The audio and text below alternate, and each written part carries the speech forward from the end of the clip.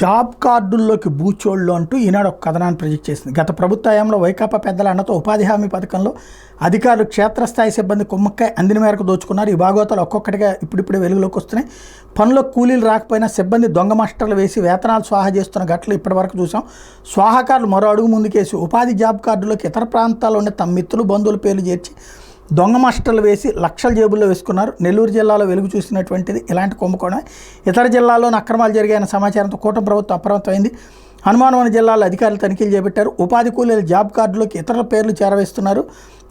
నెల్లూరు జిల్లా కలువాయి మండలం విన్నగోపవరం లో 2023-24 ఆర్థిక సంవత్సరం 148 జాబ్ కార్డులోకి 162 మంది పేర్లు చొప్పించారు.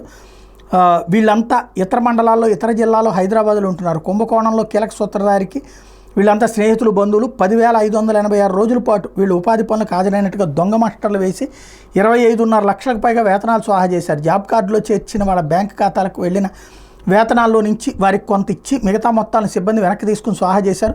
ప్రకాశం, శ్రీకాకుళం, కర్నూలు, గుంటూరు, చిత్తూరు జిల్లాల్లోనూ 5 ఏళ్లలో భారీ అక్రమాలు చోటు చేసుకుని క్షేత్రస్థాయి సిబ్బందికి జిల్లా మండల స్థాయి అధికారులు తోడే కోట్లు దోచుకున్నారన్నటువంటి వార్తని హైలైట్ చేశారు. అసలైన కూలీలకు 5 నుంచి 10 రోజులే పనులు ఇస్తున్నారు, మిగతాదంతా అన్నట్టు. ఇప్పుడు జరిగేది అదే, అప్పుడు జరుగుతోంది అదే. మెయిన్ ఉపాధి హామీ పథకానికి కూలీలు ఎవరూ రావట్లేదు. రేషన్ బియ్యం ఎట్లాంటిదో ఇది కూడా అదే. నిజాలని సమాధి చేసి అబద్ధాల పునాదుల మీద ప్రజలు మోసం చేస్తున్నారు. ఇవాళ 250 రూపాయల కూలి పని రావడానికి ఏ మనిషి సిద్ధంగా లేడు, అది 8 గంటలు పనిచేయడానికి. చివరికి అందుకని ఎవరు రానప్పుడు ఏం చేస్తున్నారు, ఇక్కడ కాంట్రాక్ట్ సంపాదించాలంటే ఇట్లాగ ఉపాధి హామీ కిందనే డబ్బులు. ప్రభుత్వాల దగ్గర డబ్బులు లేవు, రాష్ట్ర ప్రభుత్వాల దగ్గర. అప్పుడున్న ప్రభుత్వమైనా ఇప్పుడున్న ప్రభుత్వం. అందుకని చెప్పి కాంట్రాక్టర్కి చెప్తే కాంట్రాక్టర్లు ఇప్పుడు ఏం చేస్తున్నారంటే వాళ్ళ బంధువుల పేరుతో జాబ్ కార్డులు తీసి వాళ్ళందరూ పనిచేసినట్టు చూపెట్టి వాళ్ళకు 10 రూపాయలు ఇచ్చి ఇలా 90 రూపాయలు తీసుకుంటున్నటువంటి పరిస్థితి. ఇది వాస్తవం. అప్పుడైనా అదే, ఇప్పుడైనా అదే. గతంలో జరిగింది కూడా అదే.